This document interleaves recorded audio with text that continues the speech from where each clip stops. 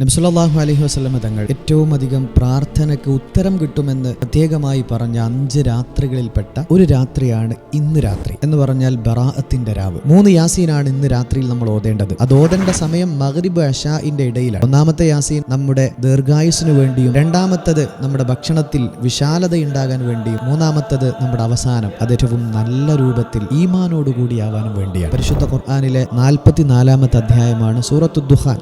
ആ സൂക്തം കൂടി പാരായണം ചെയ്ത് അള്ളാഹുവിനോട് ദുആ ചെയ്യുക. പിന്നെ ദിക്റുകൾ, പല പണ്ഡിതന്മാരും പല ദിക്റുകൾ പഠിപ്പിക്കുന്നുണ്ട്. നിങ്ങൾക്ക് ഇഷ്ടമുള്ള ദിക്ർ, നബി സല്ലല്ലാഹു അലൈഹി വസല്ലം തങ്ങളുടെ പേരിൽ സ്വലാത്ത് ചൊല്ലാം, ഹസ്ബി അല്ലാഹു നിഅമൽ വക്കീൽ എന്ന ദിക്ർ ചൊല്ലാം. 1-2 ദിക്റുകൾ ഞാൻ ഇവിടെ മെൻഷൻ ചെയ്യാം. അങ്ങനെയുള്ള ദിക്റുകൾ ചൊല്ലി അള്ളാഹുവിനോട് ദുആ ചെയ്യുകയും നാളത്തെ പകൽ സമയം സുന്നത്ത് നോമ്പെടുക്കുകയും വേണം. ബറാഅത്തിന്റെ സുന്നത്ത് നോമ്പ് അല്ലാഹു സുബ്ഹാനഹു വ തആലക്ക് വേണ്ടി ഞാൻ നോറ്റുവിട്ടുവാൻ കരുതി എന്ന് നിയത്ത് വെച്ച് നാളത്തെ പകലിൽ നോമ്പെടുക്കുക കൂടി ചെയ്താൽ മാഷാ അല്ലാഹ് വലിയ നന്മയായിരിക്കും.